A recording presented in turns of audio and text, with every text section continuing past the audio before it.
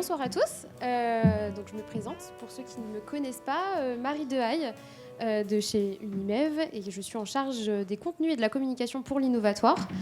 Et donc c'est avec grand plaisir de vous accueillir ce soir. Donc merci à tous d'être parmi nous pour ce premier événement qu'on organise après 4 ans d'existence.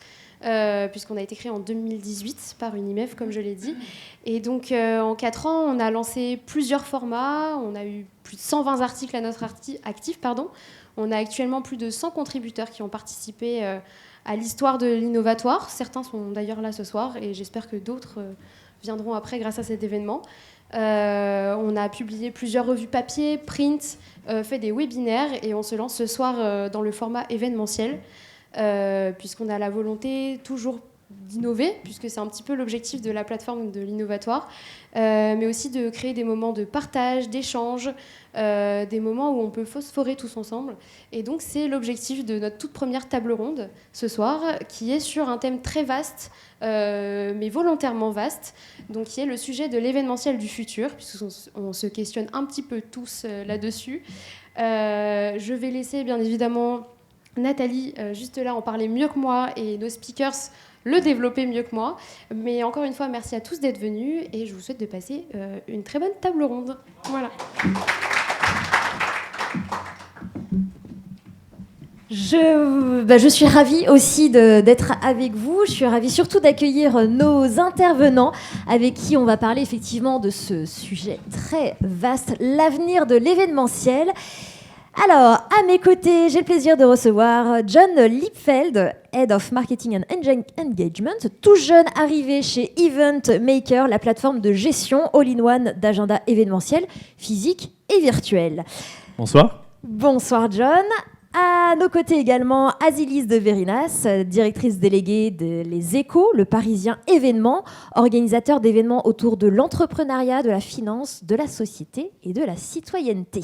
Bonsoir à tous. On accueille également Rémi Margerie, directeur de site au 28 Georges V dans le 8e, pas très loin d'ici, un lieu du groupe Châteauforme. Bonsoir et merci pour l'accueil. Avec plaisir. Et enfin, Vincent Larquet, que l'on a tous connu à la direction stratégique d'Unimev, aujourd'hui enseignant-chercheur, directeur académique M2, International Events Manager à l'EM Normandie, mais qui a plein de souhaits de faire évoluer tout ça. Bonsoir. Alors, on va démarrer sur le sens de l'événementiel dans un monde incertain. Vraiment, l'idée, c'est de mettre les pieds dans le plat, de se dire, OK, on va parler de l'avenir de l'événementiel, mais quel sens il a aujourd'hui et pour demain, après une crise majeure? Je pense qu'on est tous témoins de la renaissance, de la reprise, de la rencontre physique. Donc, preuve de son intérêt avec des formats qui ont évolué, preuve peut-être aussi de sa nécessité, on va le voir. Et Vincent, c'est tout ton approche contextuelle que je te propose de démarrer notre table ronde. Oui. Tu vas nous dire effectivement quel sens a la relation physique aujourd'hui et comment est-ce qu'elle peut évoluer dans les années à venir. Oui, merci beaucoup. Donc déjà, dans ta question, tu parles de sens de la relation physique. On parle déjà plus d'événements, ce qui est très intéressant parce que ça ouvre finalement énormément de perspectives. Et que, en fait, il va falloir se poser la question de l'événement, de son intérêt, de son sens supérieur. Quand on dit supérieur, c'est finalement tenant compte de tout ce qui est en train de se passer dans un contexte qui, j'allais dire malheureusement ou heureusement, je ne sais pas, est en train de se bouleverser complètement et pour lequel on a une interaction physique directe avec ce qui est en train de se passer. Donc, je vous brosse très rapidement, on le sait maintenant, donc le rapport du GIEC, donc changement climatique, 1. Numéro 2, effondrement de la biodiversité, qui est presque encore plus dangereux que le changement climatique, pour ce qui va arriver maintenant.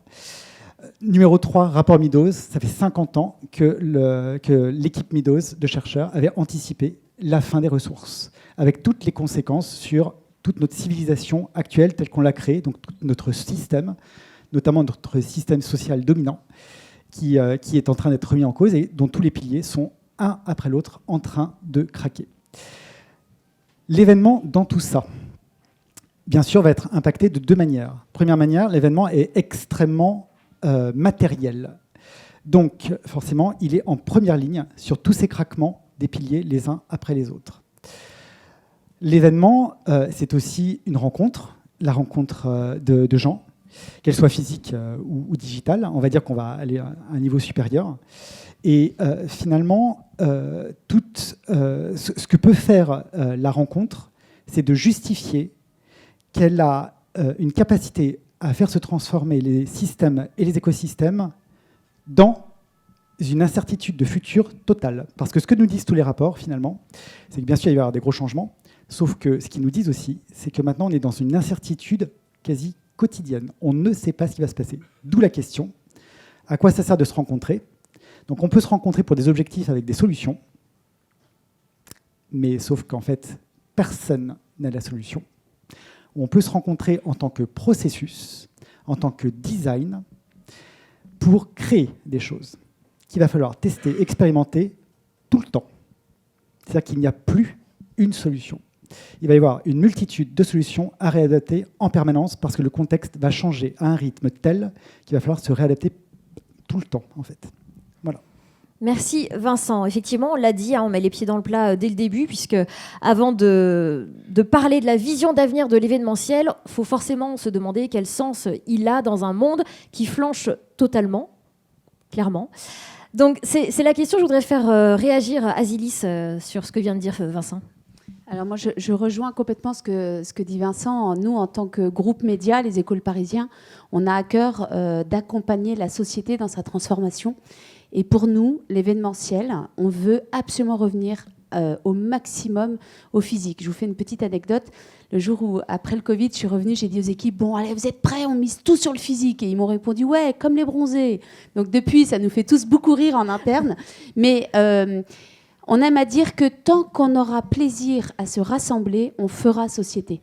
Et on voit que dans un moment où le pays est sur une ligne de crête sociale assez compliquée, on a un rôle fédérateur et donc pour moi, le présentiel reste la priorité numéro 1 dans notre activité. Très bien. Alors, la vision, forcément, elle ne peut pas être ultra euphorique parce qu'on est face à la réalité. Mais ce qu'on sent aussi, c'est cet enthousiasme, cet entrain d'être acteur et de pouvoir fédérer ces nouveaux modèles. John, qu'est-ce que tu en penses, toi ? Moi, je pense que déjà, l'événementiel qui a du sens, ça a vraiment du sens pour le coup. C'est-à-dire que n'importe quel organisateur peut mettre plus de sens dans sa manière d'organiser son événement. Donc effectivement, je rejoins parfaitement ce que dit Vincent. Être conscient de son impact, être conscient de la mission, l'objectif même de la rencontre sans que ça soit superficiel et qu'on aille chercher un objectif qui nous dépasse un peu au-delà de l'aspect business si c'est un événement business, l'aspect rencontre si c'est juste de la rencontre. C'est quelque chose de très important et donc je pense qu'aujourd'hui tous les secteurs sont impactés et il n'y a pas de raison que l'événementiel ne fasse pas sa mue sur ce terrain-là. Ouais, donc voilà pour le point de contexte très important et donc forcément on parle de l'impact environnemental, il y a l'impact sociétal et de tout ce qu'on peut faire justement pour sauver la mise. Et Rémi, je vais t'interroger du coup en tant que directeur de site d'un point de vue opérationnel. La démarche RSE est devenue centrale.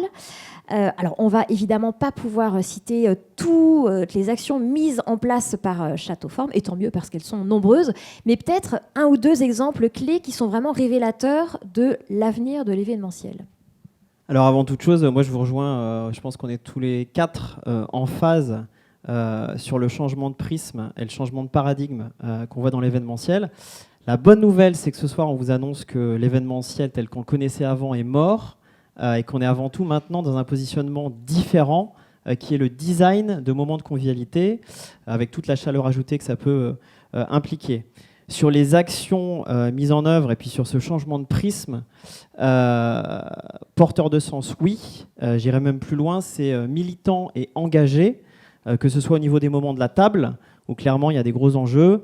Nous, on prend des partis pris forts à venir en disant par exemple des fraises, clairement il n'y a pas lieu d'en avoir toute l'année. Voilà, c'est ce type de C'est marrant de parce qu'on parle de positionnement. fraises, ça paraît quand même assez anodin, anecdotique.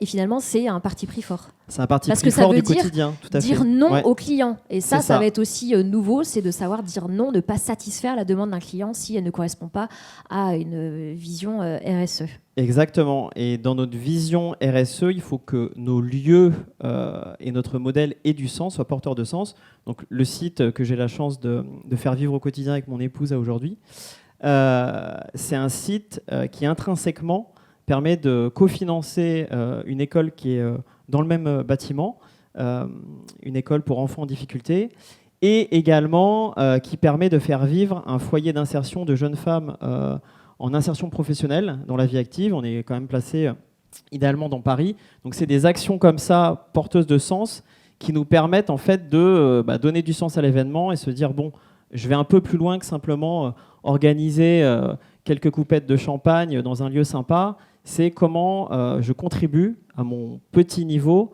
d'un point de vue sociétal, parce qu'on pense souvent RSE avec bannir les bouteilles de plastique et mettre des fontaines à eau. Oui, ça c'est un prérequis, mais il faut aller un peu plus loin dans la démarche. Voilà. Et ça me fait penser, on parle de sobriété quand on revient justement à l'événement qui doit être vertueux. Là, je parle de l'environnement, je reviens à cette notion-là. Et quand on parle de sobriété, ça fait quand même quelque chose d'assez négatif. On a tendance à penser restriction. Donc, est-ce que ça veut dire que dans l'événementiel de demain, on va moins se marrer, on va moins se faire plaisir ? Alors, il n'y a pas lieu à partir du moment où on donne du sens, encore une fois. On l'a vu dernièrement sur beaucoup d'événements où on a nos organisateurs, non pas simplement dans une démarche purement communication marketing, de dire, bon, on passe au full vegan et aux carottes du coin. C'est comment je vais aller un peu plus loin dans toute la démarche autour de l'événement. Ça va être simplement se dire, bon, au lieu de partir 3 jours en team building à Marrakech, finalement, je vais me recentrer sur des lieux plus de proximité, comme nous on le fait, en faisant vivre du patrimoine à 45 minutes de Paris, où on va se mettre au vert et on va avoir un impact positif sur un maillage territorial d'un petit village, avec un vieux château qui restera à l'abandon, et on fait vivre du patrimoine avec tout ça. Et en plus, on donne du sens d'apporter une vie économique à des talents qui sont basés localement, avec une agriculture locale. Donc on fait du cofinancement aussi de fermes en permaculture, des choses comme ça, qui sont basées localement au sein même de nos sites. Donc la démarche, elle va encore plus loin. Et je pense qu'il faut qu'on y vienne parce que nos clients, nos prescripteurs sont toujours en attente de la next step, en fait. Et il faut qu'on puisse les inspirer aussi. C'est un petit peu le challenge qu'on a tous dans cette filière de l'événementiel qui se transforme. Oui, être force de proposition justement pour transformer tout ce qui a rapport à cette sobriété, un impact positif sur la société, sur l'environnement, transformer tout ça en levier hyper sympa et finalement ça revient à la valeur ajoutée du métier de l'événementiel, la créativité. Et ça, je pense que c'est important et que ça peut forcément faire avancer. Je te vois réagir, Vincent. Alors, tu as parlé de relations clients directes qui commandent un événement. On peut parler aussi de relations avec les participants qui vont participer à cet événement, avec les fournisseurs qui vont coproduire l'événement. Je crois qu'il y a un énorme rôle fondamental des professionnels de l'événement à éduquer. Donc il va falloir que vous soyez des consultants, mais des consultants responsables, c'est-à-dire qui éduquent cet écosystème pour convaincre les prestataires et le client qu'il n'est plus acceptable de faire comme avant. Et il y a plein de manières de les convaincre. Tout simplement en leur disant, si vous faites comme ça, et c'est mon devoir de consultant responsable, conseiller responsable, de toute façon, ça va se retourner contre vous d'une telle manière que vous allez le regretter après. Ça, c'est une première approche. Ensuite, l'événement a ceci quand même de magique, c'est qu'il permet physiquement de tester des choses, et dans la joie en général. Donc pourquoi ne pas faire tester par les contenus événementiels, et là je ne parle plus de l'opérationnalité, mais les contenus, et bien faire tester au public de nouvelles choses, de nouvelles expérimentations, pour qu'ils changent in fine une industrie ou même leur comportement propre. Et on est assez persuadé que plus vous allez être créatif, plus le monde événementiel va être créatif pour proposer et imposer finalement, parce qu'il n'y a pas d'autre choix, c'est de la pédagogie aussi, mais de façon créative. Et la confiance des clients sera forcément là, et des participants aussi. Et c'est ça qui fait la durée, et non pas le one-shot. C'est vraiment de s'inscrire dans la durée comme le développement durable, de toute façon. Je sais que tu parles justement d'une carte à jouer à côté de laquelle on est en train de passer complètement, qui permettent de contribuer à sauver l'habitabilité de la planète. À quoi tu penses quand tu parles de cette fameuse carte à jouer à côté de laquelle on est en train de passer? Oui. En fait, je pense qu'il va falloir faire des choix sur les contenus. C'est-à-dire que, en fait, il y a des changements, des défis gigantesques à relever. Pourquoi est-ce qu'on n'utiliserait pas la rencontre pour créer les solutions de demain? Sauf que ça veut dire une chose gigantesque derrière. Ça veut dire que la question va se poser, est-ce qu'une industrie, par exemple, comme l'automobile, la mode, est capable de changer? Première question. Donc, est-ce que mon industrie, mon client, est capable de changer, individuel ou collectif? Première question. Donc, combien de temps on attend, en organisant leurs événements, jusqu'à ce que ça change? Et quelle influence on peut avoir pour que la mode demain devienne responsable? Une mode responsable demain, ce n'est pas une mode avec des nouveaux vêtements. C'est une mode qui ne produit plus. C'est une mode qui est sur des nouveaux modèles économiques. C'est comme l'automobile. L'automobile de demain, c'est une automobile qui ne produit plus d'automobile. On arrête tout ça. Donc vous changez tout le modèle économique de vos clients que vous avez depuis 50 ans, 100 ans pour certains. Donc, ça, c'est ce premier choix. Deuxième choix, c'est la régénération de la nature.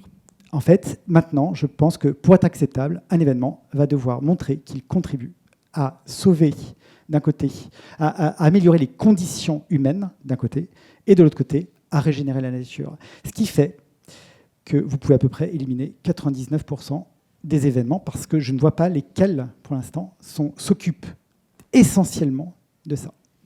Très bien, on le disait, l'événement tel qu'il était conçu est mort. C'est toi qui le disais, Rémi. Donc il faut tout réinventer et prendre une responsabilité des conséquences et des engagements qui sont indispensables et qui sont valables pour tous les secteurs et tous les métiers. On est bien d'accord, ce n'est pas seulement propre à l'événementiel, mais plus un secteur a été générateur d'excès et plus il a le potentiel pour renverser la donne. C'est vrai aussi, donc c'est pour ça qu'il y a aussi tout un enthousiasme derrière tout ça. Et l'événementiel fait donc partie de ces acteurs investis vers un monde vivable demain. Vincent, tu nous le disais, il s'agit que tout le monde coopère et particulièrement les acteurs économiques. Donc je vais me tourner vers Azilise. Dans cette vision donc inéluctablement responsable et engagée, on ne peut plus faire autrement. On est curieux de savoir pourquoi un média comme Les Échos, Le Parisien décide de développer l'événementiel. Alors, pour nous, il y a plusieurs raisons. La première, on ne va pas se mentir, c'est un business model de diversification. Vous n'êtes pas sans savoir qu'on vend de moins en moins de journaux papier, que la pub s'effondre. Et donc, on est toujours, comme toutes les entreprises, à chercher des nouvelles sources de revenus. Et la diversification via l'événementiel est un vrai levier du coup de développement pour le groupe. Le groupe est extrêmement ambitieux sur ce modèle-là, puisque ça représente à peu près, pour vous donner une idée, si on agrège l'ensemble de nos activités avec Vivatech, avec ChangeNow, dans les boîtes dans lesquelles on a des participations et autres, on est autour de 50 millions d'euros de chiffre d'affaires aujourd'hui. On est le premier publisher sur ce business. Donc ça a la vertu de diversifier les revenus, mais c'est aussi et surtout pour animer notre communauté de lecteurs, de prolonger le contenu naturel des rédactions. Et c'est vrai qu'aujourd'hui, on voit bien que la consommation de l'information évolue. Je pense que dans la salle, ce serait intéressant de faire un test pour savoir qui lit le journal papier, qui éventuellement est un abonné payant du site Les Échos. Levez la main. Et en fait, nos journalistes, quand on leur dit, mais en fait, vous êtes aussi sur le terrain et quand vous développez les contenus sur une table ronde, vous avez le même impact que pour ceux qui lisent un article. Ça a permis d'engager les rédacs et ça y est, les journalistes sont assez convaincus de ça. Oui, ça c'est vraiment important et merci de donner les chiffres aussi de cette importance-là. Et en tant que média d'information économique et financière de tout secteur d'activité. Tu nous parlais des lecteurs, et justement, ces lecteurs, puisqu'ils sont de tous secteurs, est-ce que ça veut dire que l'événementiel, puisque vous investissez autant dedans, représente un vrai tremplin aussi, a un rôle pour les autres filières économiques? Alors, c'est aussi pour ça qu'on développe très très fortement l'événementiel, que ce soit en croissance organique ou en croissance externe. C'est que le choix que l'on fait, on a un groupe très engagé, on a annoncé notre raison d'être, on réfléchit à passer entreprise à mission. Et au lieu de monter des événements sectoriels pour booster le business du tourisme, de l'automobile ou autre, on fait le choix de faire des événements qui, justement, ont du sens et qui ont du lien avec notre raison d'être. La raison d'être qui est le groupe Les Écoles Parisiens s'engage à informer, mobiliser et accompagner chaque jour les citoyens et les entreprises vers une société responsable. Donc, notre rôle, c'est de prendre des grandes thématiques transverses, et donc on a fait le choix de prendre l'entrepreneuriat, l'inclusion, la finance durable avec l'ESG, l'ISR, et non pas des secteurs simplement 100% business. Et au sein de ces grandes thématiques, on est là au service des entreprises pour évidemment qu'elles améliorent leur performance de business. Mais il faut aussi qu'on donne un cap et du sens dans ces événements, comme on le disait. Et finalement, l'événementiel décloisonne un peu toutes ces activités. Et tu le disais, la viralité du média aussi, l'image dynamique, c'est l'événementiel est le 3e média du groupe. Alors, on aime à dire qu'il y avait le média print qui a mal vécu le passage au digital, et puis finalement tout le monde est vachement content parce que ça fait 1+1, ça n'a pas tué le papier. Et nous, on est la 3e jambe des rédacs, puisqu'on appelle ça le média vivant. Et donc, print, digital plus média vivant, ça permet de déployer complètement la production de contenu et de passer les infos. Et puis surtout, la vertu de la partie événementielle, c'est effectivement la viralité sur les réseaux sociaux et la parole engagée. C'est ce qu'on appelle aussi de la longue traîne. C'est-à-dire qu'avec toutes les vidéos, mais tout comme les articles d'ailleurs, mais ça démultiplie encore plus les marques du groupe, parce qu'on a 35 marques dans le groupe qui sont aussi en activation événementielle. Très bien. Merci Azilis. John, quand on parle de l'avenir de l'événementiel, je sais que ça te fait jubiler. Tu n'as pas encore beaucoup parlé depuis le début. Et attends, parce que ce n'est pas encore tout de suite ton tour, je vais juste te faire une petite présentation pour qu'on comprenne bien ton parcours, et ça va être très utile aussi pour les propos que tu vas avoir. Donc toi, tu as démarré ta carrière dans l'industrie textile en tant que fabricant, commerçant, entreprise familiale, c'est bien ça ? Et après, tu t'es investi dans le e-commerce, et puis tu as été pendant 10 ans en charge des salons Who's Next, première classe, impact et trafic, avec l'ambition réussie de faire évoluer le modèle des salons de mode vers une plateforme de mise en relation physique et digitale entre les marques et les distributeurs. Et alors depuis 2 semaines et demie, même si tu as mis ton profil LinkedIn à jour aujourd'hui même pour cet événement, n'est-ce pas ? Tu fais donc tes marques chez Event Maker. Après, vous connaissez bien, ça fait quand même des années que tu travailles avec Event Maker.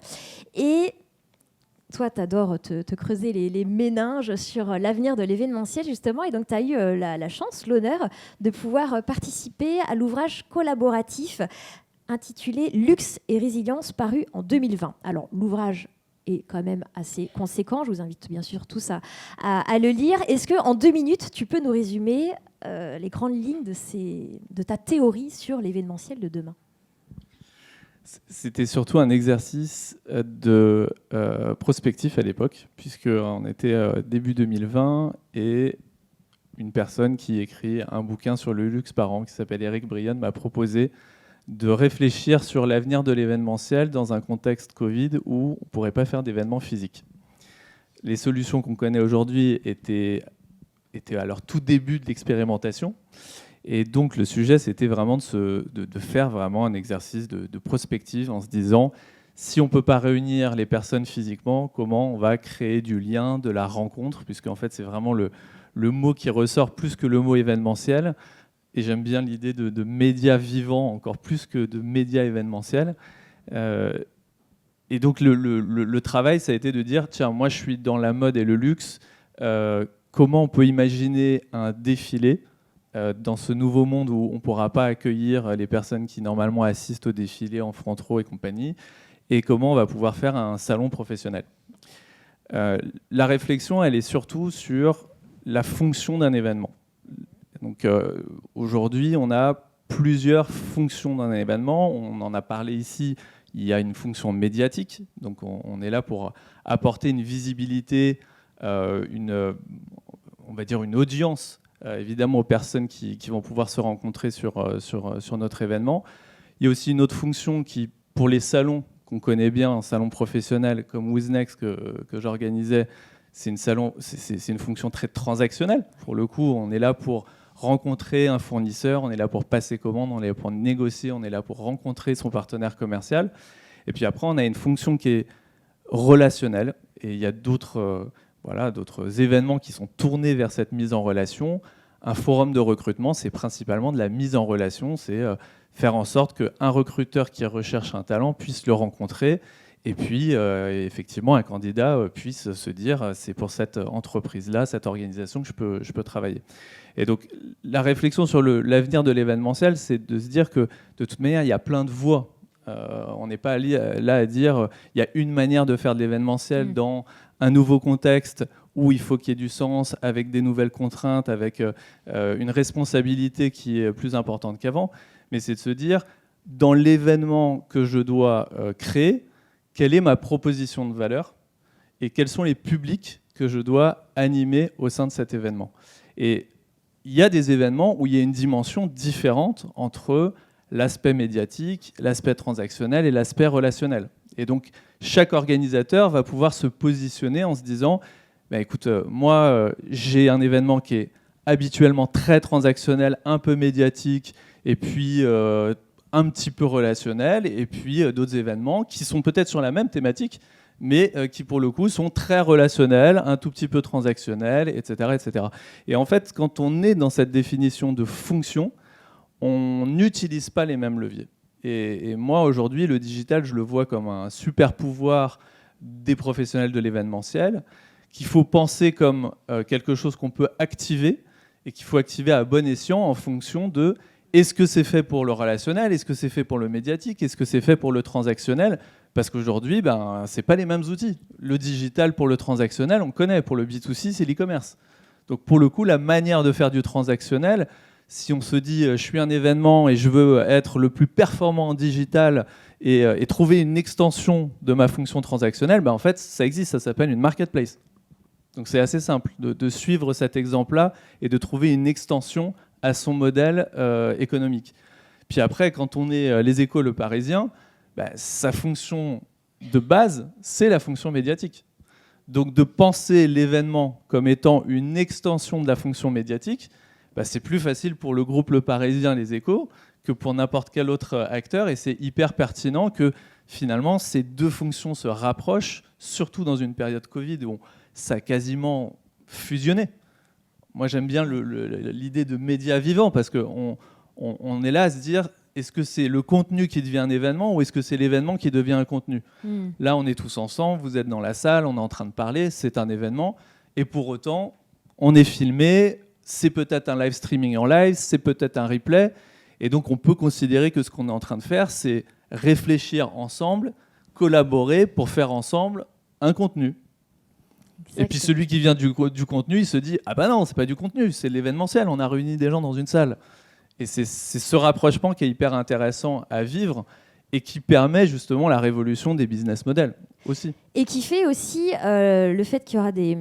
Il n'y a pas d'entre-soi, on doit être sur quelque chose de très pluridisciplinaire, justement, pour prendre en compte l'ensemble de ces fonctions de l'événement, de les faire travailler ensemble. On ne peut pas, tu me le disais aussi, ça ne sert à rien de copier un événement qui fonctionne bien, même sur une même thématique, parce que tout va dépendre de son public, etc. Donc c'est aussi, et je sais que dans l'approche design, c'est ce qui va être extrêmement important, t'en parlais Vincent, c'est de vraiment s'ouvrir aussi à ce qui se fait ailleurs, mais surtout s'ouvrir à travailler avec des profils qui vont être assez variés, assez différents de ce qu'on avait l'habitude de voir. Ce qui serait intéressant, c'est de voir justement quelles sont d'autres approches qui pourraient nous faire un peu révolutionner. Ça, c'est une première chose. Dans les communautés qu'on anime, qu'elles soient automobiles, de mode, encore une fois, je vais les prendre à chaque fois en exemple, c'est très bien, il va y avoir un problème aussi. C'est-à-dire que, en fait, la communauté va avoir potentiellement deux axes de dynamique. Une première où elle va se renforcer, se fédérer, mais avec des valeurs, des modèles et des systèmes. Ce faisant, c'est très puissant, mais ce faisant, elle a le risque intrinsèque de se renfermer sur elle-même. Et il y a un moment où, quand les modèles craquent, ce renfermement fait qu'en fait, elle ne pourra pas s'en sortir.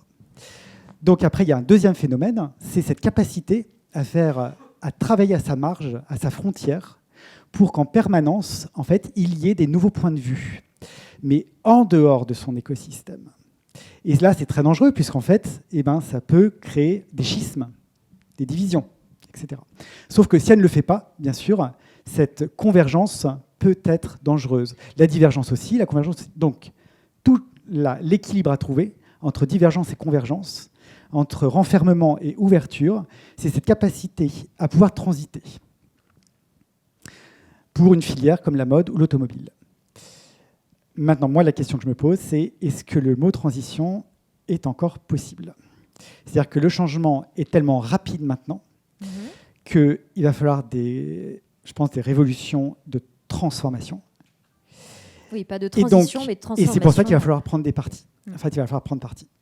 Et donc, est-ce que je travaille dans la mode pour des fabricants ou est-ce que je travaille dans la mode pour des gens qui sont dans un recyclage total, cradle to cradle, comme on dit en anglais, du textile, de la matière. Est-ce que c'est ça que j'encourage ? En fait, il va y avoir un choix des acteurs. Non, mais là, on est clairement dans l'événementiel, la vision politique. Ça devient politique, un choix politique, un choix financier. Alors, j'allais encore plus loin. De toute façon, quoi qu'on fasse ou qu'on ne fasse pas, tous nos gestes, maintenant, seront politiques. C'est-à-dire que si on s'engage, bien sûr que ça peut être considéré comme politique, sauf qu'on en est arrivé à un point où, si on ne fait pas, ça devient également un geste politique. J'aimerais bien réagir parce que j'étais en charge des salons Who's Next, donc c'est de la mode. Et je vois que Vincent est très porté sur le sujet. Et c'est très intéressant parce que quand il y a quelques années, on était face à plein d'acteurs et de jeunes créateurs, parce que c'est comme ça que la filière se renouvelle. C'est des jeunes créateurs qui ont envie de créer une marque. On nous disait, je ne veux pas être au milieu des marques qui polluent. Voilà. Elles ne sont pas responsables, et on sentait justement ce mouvement RSE très très fort dans la nouvelle génération de designers. Et c'est intéressant parce que à l'origine, c'est le métier du design. C'est le design qui pousse, c'est-à-dire l'envie de créer, mais c'est une envie de créer qui vient d'une génération qui est, elle, nouvelle. Donc forcément, elle va créer d'une manière différente. Donc elle n'a déjà pas la même vision que la marque qui a 10, 15, 20 ans, qui a le gros stand sur un salon. Et quand on était en échange avec tous ces jeunes créateurs-là sur lesquels on mise, parce que finalement, un jeune créateur, c'est un jeune exposant qui n'a pas les possibilités de prendre un gros stand, mais s'il devient trendy, en fait, c'est ton meilleur client dans quelques années. Donc tu es obligé de le considérer. Tous les salons professionnels considèrent évidemment l'innovation et les jeunes sur un salon professionnel. Donc on est face à cette nouvelle génération. On leur dit, qu'est-ce que vous voulez faire ? Et en fait, ils nous disent, ah non, mais nous, schisme. Nous, on veut la scission. Nous, on ne veut pas être avec Who's Next. Parce qu'en fait, en vrai, vous n'êtes pas Who's Next. Parce que la question de Who's Next, c'est qui est le prochain ? Donc Who's Next, c'est nous. Et vous mettez en scène les vieux loulous qui ont 10 ans, 20 ans et qui ont des stands de 200 mètres carrés quand on peut s'en payer 4 sur votre stand. Donc le modèle ne nous convient pas. Et donc si vous voulez un avenir avec nous, il faut inventer un modèle. Et là, j'en viens à ce que disait Vincent et ce qu'on disait ensemble, c'est on est sur le collaboratif parce que la solution ne vient pas des gens qui font leur même métier depuis des années. On est obligé d'être dans des nouveaux processus créatifs, des nouvelles modalités collaboratives, et plutôt que de dire on va faire la révolution, on va imaginer tout seul dans notre coin un nouvel événement, on a dit ok, chiche, on se pose ensemble, créons le nouvel événement. C'est-à-dire, dans quel équilibre vous seriez prêt à participer à un événement que vous jugeriez suffisamment responsable pour que vous fassiez partie de notre communauté. Le choix a été de créer un petit événement dans l'événement ou une zone à l'intérieur de l'événement qu'on a appelé Impact pour le coup. Et tous les créateurs qui ont fait partie de cette initiative Impact étaient finalement co-créateurs de l'événement. Ils n'étaient pas juste exposants. Le niveau d'engagement de ces partenaires, qu'on n'appelait même plus exposants, on les appelait partenaires, il a été bien supérieur. Notre engagement, ça a été que, évidemment, les conditions économiques étaient beaucoup plus favorables pour faire partie d'Impact que de Who's Next. Ce qui était une relation client qui n'était pas facile à admettre, parce qu'il fallait quand même dire à l'entrée du salon, dans la meilleure place, là où on va mettre le plus le paquet sur la partie médiatique, c'est ceux qui vont payer le moins. Et celui qui paye très très cher, finalement, on lui dit tu payes cher, mais c'est grâce à toi que la nouvelle génération va pouvoir émerger, et regarde de près ce qu'elle te montre, parce qu'en fait, c'est ta pérennité qui est en jeu. Mais oui. Et voilà. Et donc, il y a toujours cet échange entre le vieux, le jeune, celui qui est installé et celui qui vient bousculer les codes. Mais il y a aussi cette notion d'intergénérationnel qui est vraie dans entre les individus et qui est vraie dans le business. On a besoin des nouveaux entrants sur le marché pour bousculer les choses. Après, je suis un petit peu plus optimiste sur ce que disait Vincent, parce que c'est vrai, ça va très vite. Et la dégradation va très vite. Tout ce qu'on constate est dramatique. Mais les révolutions digitales ont été d'une fulgurance incroyable. Pour vous dire à quel point, c'est une toute petite anecdote, je commence chez WSN, donc l'organisateur de Who's Next, et le cofondateur me dit « Alors toi, tu seras Monsieur Digital, ta première mission, c'est comment peux-tu faire en sorte que nos exposants ne s'inscrivent plus par fax ?» C'était pas il y a 25 ans, et j'ai pas 60 ans. Oui. Ouais, bon, je répondrai pas à la question, mais tout ça pour vous dire que c'est aussi ça qu'on a vécu ces dernières années. C'est une accélération du digital avec une utilisation de moyens qui donnent des super pouvoirs à des gens qui, avec un sens des responsabilités, peuvent agir sur une transformation et puis, je suis d'accord, sur une simple transition. On est dans des phénomènes de transformation et c'est pour ça qu'on disait transformation digitale, transformation sociétale, transformation économique. Et donc, je trouve que c'est particulièrement intéressant de se dire qu'on va utiliser le digital comme un levier de transformation accéléré. Alors, en parlant de ces transformations, justement, tu parles de transformation digitale, etc. On va parler aussi de la transformation du métier de gestion de lieux. Que va devenir l'expérience participant à l'avenir sur les sites événementiels? Rémi. Alors, l'expérience participant, on a pour habitude de se tourner vers nos clients pour s'en nourrir et pour les nourrir également. Donc, un des enjeux demain dans l'événementiel, ça va être d'être conseiller, accompagnateur, de ne pas simplement être un vendeur de prestations additionnelles ou autres. Ça va être d'apporter du contenu à nos clients. Ça va être aussi, dans cette transformation dont John parlait, de passer d'un modèle centripète de l'événement où on se déplaçait vers un lieu pour créer l'événement, créer du contenu qui soit responsable et apporter une vision centrifuge pour le partager à l'extérieur. Donc on rejoint la notion clé d'événementiel ou de création de contenu et de moments de convivialité qui soit avant tout un outil de communication. D'accord. Donc là, on parle justement, on le disait tout à l'heure, la pluridisciplinarité, le fait que on est sur approche projet, différents métiers. Là, de ce que tu nous dis, l'accueil des participants, ce n'est pas seulement l'accueil, c'est le contenu. Est-ce que ça veut dire que demain, tous agences événementielles, finalement? Tous agences événementielles, tous apporteurs de solutions, apporteurs d'hybridation aussi pour donner du sens, comme on l'a justement dit, mais aussi, comme on le voit des dernières tendances du secteur, nos clients se tournent vers nous pour apporter un design d'expérience et un design de rencontre, on rejoint ce qu'on disait avant, au sein de leur bureau. Ils ont des milliers de mètres carrés ou des centaines de mètres carrés qui aujourd'hui ne vivent plus. Et les grandes tendances qu'on voit avec l'émergence du télétravail et sa concrétisation, se dire comment je vais optimiser tout ça et je vais redonner du sens à revenir à la rencontre. Donc l'idée, c'est comment je fais vivre ces lieux, comment je me positionne différemment et comment j'amène de la chaleur ajoutée toujours dans ces rencontres. Donc on part de ce côté centrifuge qui fait qu'on va moins au bureau, mais on y va mieux.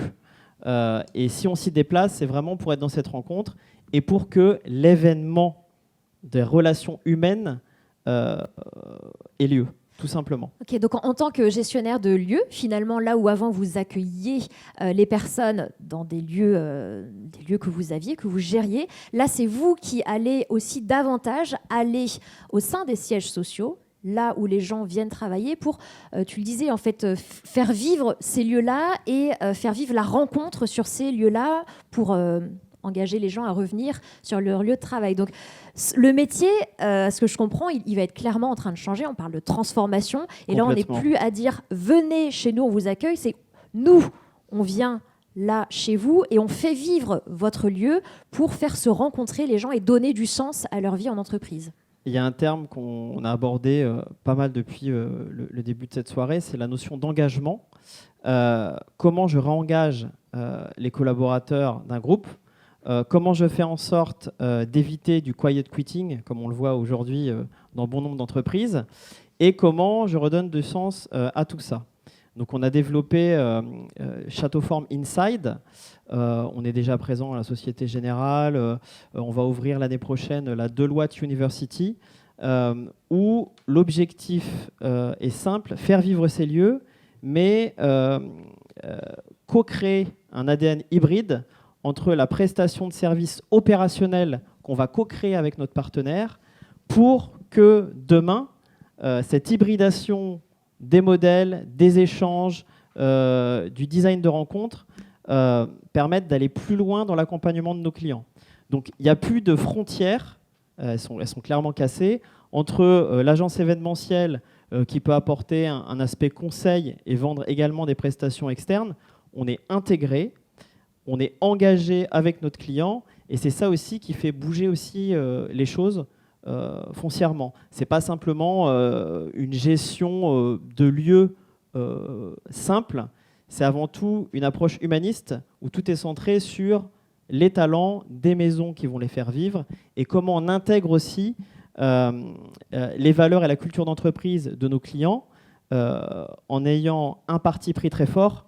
Il faut que nos clients, dans leur approche, dans leurs valeurs et dans leur positionnement, intrinsèquement, ils nous ressemblent. Donc c'est un parti pris fort qu'il faut assumer. Vincent l'abordait tout à l'heure vis-à-vis de l'industrie du luxe ou de l'automobile qui se réinventent ou pas, ou qui se réinventeront ou pas, mais c'est à nous en fait d'en être les acteurs. Très bien. Et à ce qu'on entend, on va clairement vers une porosité des métiers pour justement devenir vraiment ces animateurs de communauté. Je sais que c'est une notion, Azilise, qui te parle beaucoup, non plus organisateur d'événements, mais animateur de communauté. Qu'est-ce que ça veut dire pour toi ? En fait, ça a apparu comme une grande flagrance au moment où on a été frappé d'interdiction d'exploitation. On nous a dit c'est terminé, il n'y a plus d'événements. Alors on s'est dit mais qu'est-ce qu'on va faire ? Et là, on a vite réagi en disant finalement, on a une communauté qui est autour de nos événements, notamment Go Entrepreneur, l'ancien salon des entrepreneurs. Normalement, on a 50 000 personnes en physique. Qu'est-ce qu'on fait ? Et donc, très vite, moi, auprès des équipes, je leur ai dit, finalement, on devient animateur de communauté à qui on donne rendez-vous à l'occasion de nos événements, ou pas, s'il y a Covid. Donc, on a inversé cette tendance. Et on a toute l'ingénierie économique, on a les contenus pour animer cette communauté. Et j'aime apprendre comme exemple. Donc, au départ, l'équipe, pour eux, ils m'ont dit « Non, mais attends, t'es mignonne, mais ok, ça va durer 10 minutes, ton truc. » J'ai dit « Non, mais vous allez voir, par exemple, les entrepreneurs, bon, qu'est-ce qu'on fait ? Allez, on monte un groupe Facebook. Ah ouais, ok, très bien. » Et j'ai dit « Mais oui, chacun, vous allez trouver un cousin, un neveu qui a monté sa boîte. On va monter un groupe Facebook, on va l'animer avec un community manager, on va faire des conférences, on va... » C'était assez nouveau quand même, parce que finalement, nous, on réunissait 50 000 personnes en physique. Et cette communauté a cartonné. Aujourd'hui, on a plus de 6 000 entrepreneurs qui se parlent entre eux, qui échangent et tout ça. Et puis, une fois qu'on a ça, ils m'ont dit, bah oui, mais on en fait quoi ? Et maintenant qu'on a nos événements qui sont repartis, là, j'aurais dit, on va faire le bar des entrepreneurs. Vous allez voir, on va leur dire, la communauté, venez boire un coup entre vous. Les 6000 sont venus, ils étaient complètement à fond. Ça marche à tous les coups. Voilà. Et donc, c'est vrai que la communauté... alors, en plus, le mot, je trouve qu'en français, communauté, ça fait très sectaire. Alors qu'en anglais, community, c'est beaucoup plus... J'adorerais qu'on trouve un autre mot. Parce que communauté, on a l'impression que c'est un entre-soi. Et je te rejoins complètement, Vincent. Si vous avez des idées... Il ne faut pas qu'on soit que ce soit que ceux qui se ressemblent et qui ont les mêmes problématiques, qui soient toujours entre eux. Et après, on a compris quelque chose, nous, pour revenir sur l'expérience utilisateur, c'est que pour que vous ayez tous envie de revenir dans les événements, eh ben, il faut faire de la gratification, il faut avoir du supplément d'âme, il faut avoir de l'émotion. Et on est parti sur des codes de gaming et d'entertainment. En fait, il faut que ce soit waouh. Et l'Arena de la Défense, eh ben, on a décidé de mettre une grande roue pour faire le networking dedans. On va mettre un mur d'escalade. Et en fait, oui, on peut aussi faire du business, on peut se marrer, on peut faire des choses un peu différentes parce que on a habitué les gens à être dans leur canapé, à regarder beaucoup de contenu sur le digital. Mais qu'est-ce qui fait qu'ils vont se déplacer et qu'ils vont retrouver un truc vraiment sympa? Et surtout, croiser le mec d'à côté qu'ils n'avaient pas du tout prévu de voir. Et oui, c'est ça, la rencontre fortuite, tout ce côté informel qui est tellement important et qu'on va avoir aussi dans quelques instants après tous ces échanges. Alors, on parle d'émotion, on parle de gamification, etc. On parle de ce que l'on vit. Il y a un sujet qu'on a abordé, mais sur lequel on n'a pas été clairement. C'est bien sûr le sujet de la digitalisation. Il est sur toutes les bouches dès qu'on parle de l'avenir de l'événementiel. Alors, je pense qu'on n'a plus besoin de dire on a tous vécu le full digital durant le confinement. Clairement, la rencontre physique revient, on en a besoin.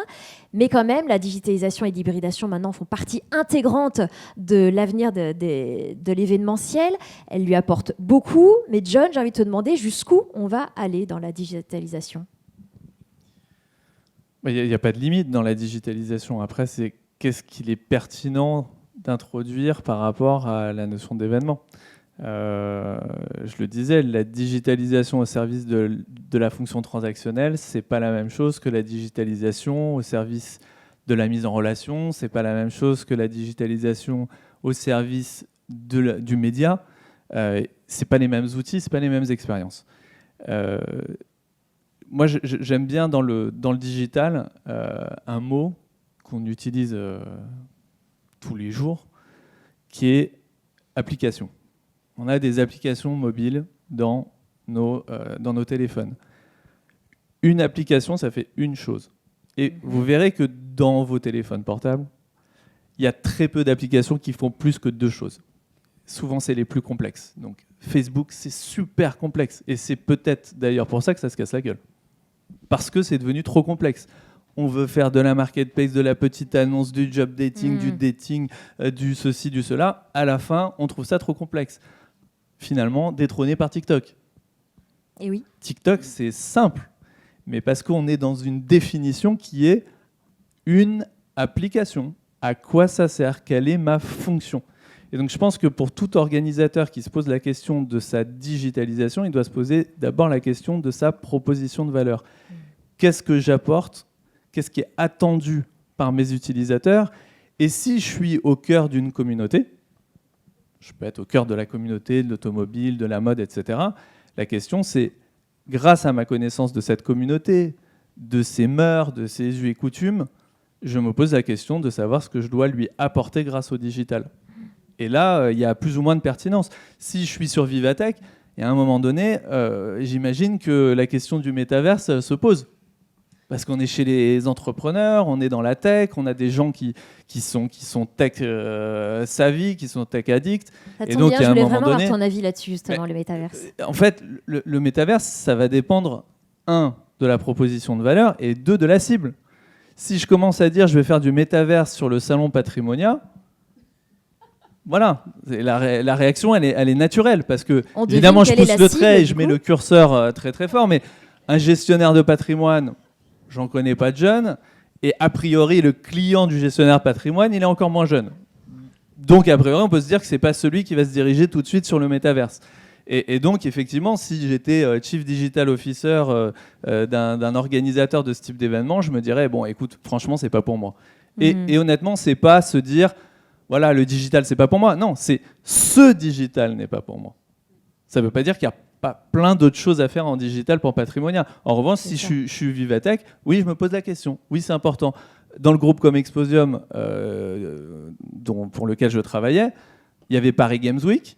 Il y a Paris Games Week. Bien sûr que je me pose la question du métaverse pour Paris Games Week. J'ai en face de moi des jeunes, j'ai en face de moi des partenaires qui développent des métaverses, puisque finalement les jeux vidéo sont vraiment les pionniers dans les technologies de métaverse, et on peut les considérer comme des métaverses. Et donc forcément que ces parties prenantes dans mon écosystème vont me challenger, et si je veux rester au cœur de mon écosystème, je vais devoir investir sur ces technologies-là. Et donc, ça ne veut pas dire que tout le monde doit y aller, mais ça veut dire que par rapport à la cible et par rapport à la proposition de valeur, il faut réfléchir à la stratégie digitale adéquate. Et oui, par rapport à toutes ces applications, justement, à tous ces outils possibles, on peut dire que tout est imaginable, comme tu le disais, avec le digital, mais clairement, ce ne sera pas la technologie qui va faire l'événementiel de demain, mais bien la pertinence du contenu et de la fonction de l'événement par rapport à ce qu'on souhaite faire vivre à son client et surtout qui il est. Toujours s'intéresser à qui est le public, à qui on s'adresse. Alors, on arrive à la fin de cette table ronde, mais bien entendu, l'avenir de l'événementiel, c'est ceux qui vont le faire, ce sont les talents de demain. Il y a des étudiants parmi nous dans le public, certainement qui nous écoutent aussi. Donc, on va en parler de ce grand sujet du recrutement, un sujet en souffrance, on peut le dire, mais voilà. On peut se dire aussi que c'est quand même un problème structurel. C'est valable pour tous les secteurs d'activité, pour tous les métiers. Un exemple, la semaine dernière, j'étais sur le congrès des experts comptables, un métier quand même extrêmement différent d'une autre. Moi qui m'épate, je me dis mais comment peut-on avoir envie, étant petit, d'être expert comptable? Mais ça existe. Quand on est passionné par la rencontre humaine, c'est vrai que ça peut paraître assez incroyable voilà. Mais eux aussi, voilà, on a passé 3 jours et durant ces 3 jours, on n'a pas arrêté de parler de problèmes de recrutement. Donc c'est vraiment structurel. Mais ce qu'on peut se dire aussi, c'est que quand même, on est dans des métiers où offrir un véritable équilibre entre vie pro, vie perso est très compliqué. Donc, qu'est-ce qu'on peut faire pour améliorer l'attractivité du secteur? Je vous pose là vraiment la question à tous les 4. Vincent en tant qu'enseignant, là pour le coup, et puis vous, chacun à tête de vos entreprises. Moi, je peux peut-être répondre parce qu'on est dans la transition des sujets de nos événements et ça a été hyper flagrant. En fait, moi, j'ai pas Patrimonia, mais par exemple, j'ai Investir Day comme événement, donc un événement sur la finance. J'ai un événement sur les fondations, les associations. J'ai mon événement Go Entrepreneur.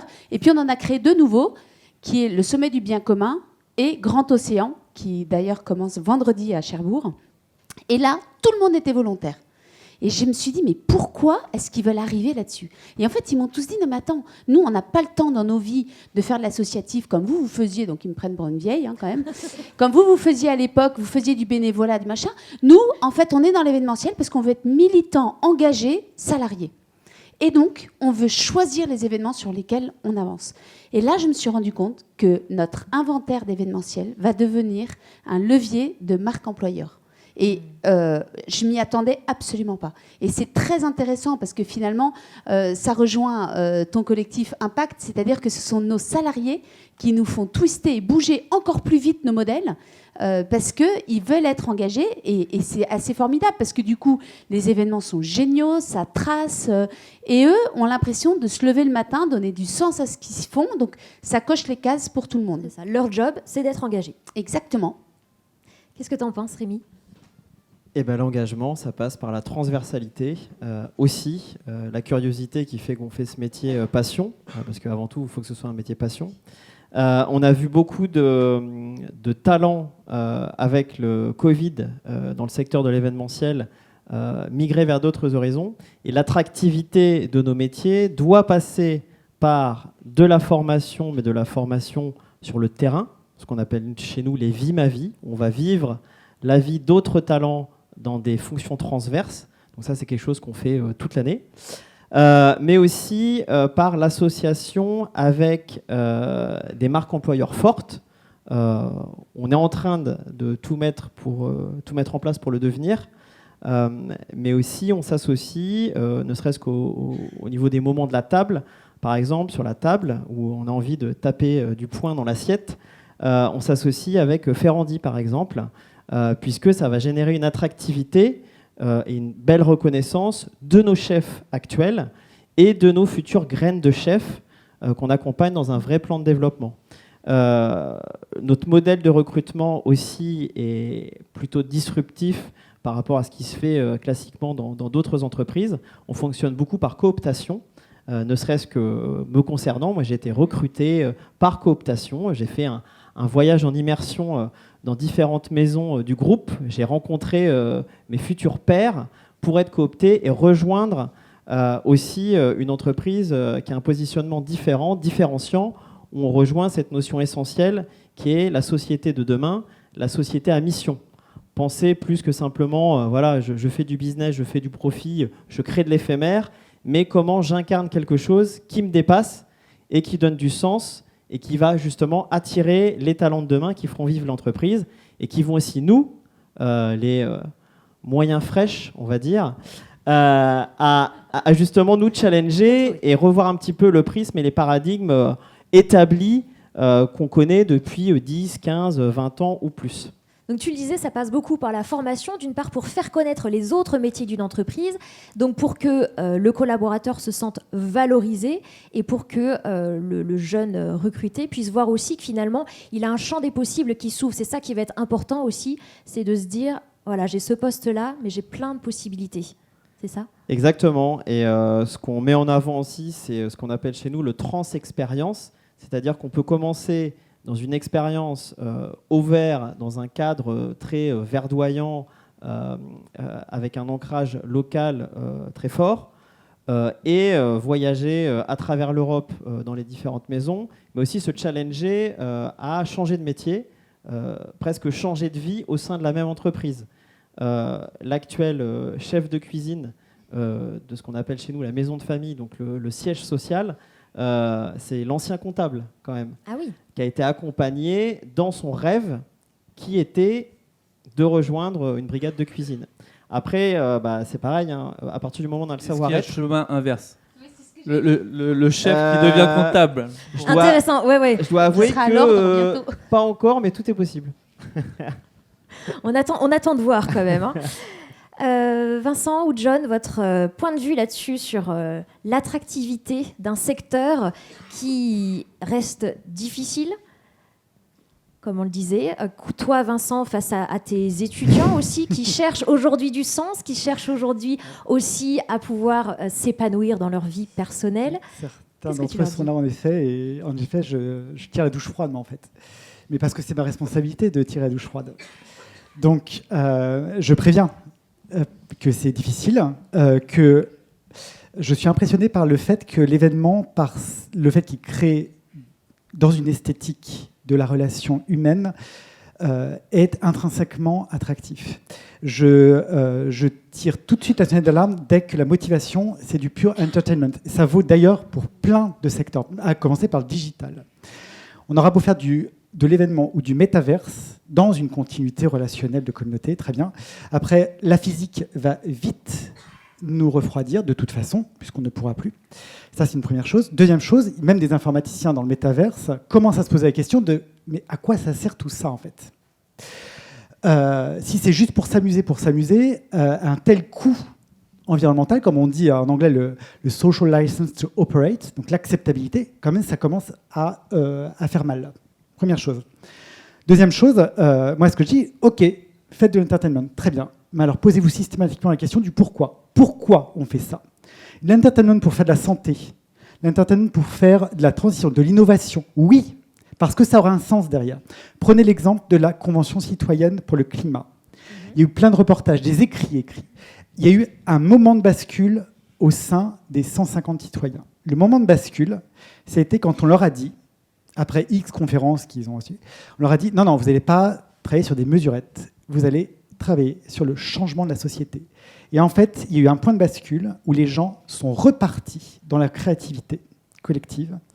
Et je reprends, donc c'est comme grand océan, c'est-à-dire vous donnez une perspective qui va faire sens parce qu'en fait, vous leur donnez une ambition colossale.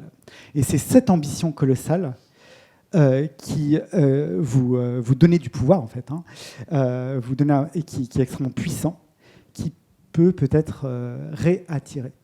Qu'ils se sentent vraiment acteurs de ces transformations. Acteurs qui vont changer. Voilà, ils vont faire du changement. Acteurs. Et un changement, bien sûr, positif pour d'autres. En fait, c'est plus pour soi, c'est pour des collectifs. Vincent, sur ce point-là, moi je voulais te poser une question. Quelle est ta perception à aujourd'hui des sociétés à mission qui inscrivent dans leur statut juridique et qui s'engagent, la notion d'engagement elle est forte, à mettre en place des mesures et une philosophie au sein de l'entreprise qui soit un peu plus large, avec un peu plus de hauteur que leur raison d'être primaire, on va dire, ou comme elle l'était écrite il y a 15 ans. Alors pour moi, il y a un énorme critère, c'est la sincérité. C'est-à-dire que si c'est des opérations de com, ça va poser énormément de problèmes, et surtout, ça va poser un problème gigantesque pour ceux qui sont sincères.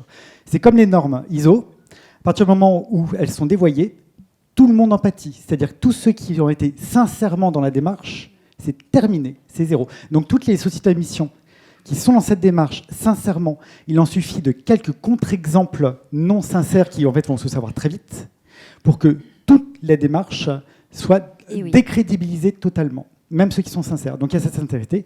Et pour moi, la sincérité passe par la preuve. C'est comme l'amour, hein. Il n'y a pas d'amour, il n'y a que des preuves d'amour. On parle de relations physiques depuis le début, donc il fallait bien qu'on parle d'amour. Et donc la preuve, il faut la donner au quotidien. C'est comme une relation, ça peut se couper aussi du jour au lendemain. Donc il faut donner la preuve et la nourrir et la bâtir en permanence. Très bien. John, pour terminer. Oui, pour moi, je suis d'accord sur l'attractivité de nos métiers qui est intrinsèque.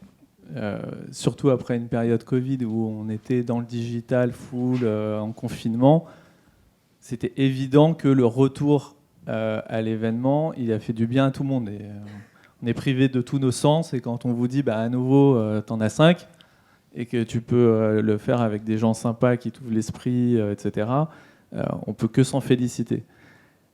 Après, il y a l'attractivité de quel événement.